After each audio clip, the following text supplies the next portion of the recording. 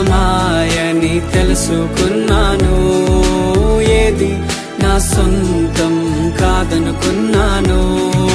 తప్పిపోయిన కుమారుని నేనైతే నా కొరకై నిరీక్షించే తండ్రి నా యేసు. తప్పిపోయిన కుమారుని నేనైతే నా కొరకై నిరీక్షించే తండ్రి నా యేసు.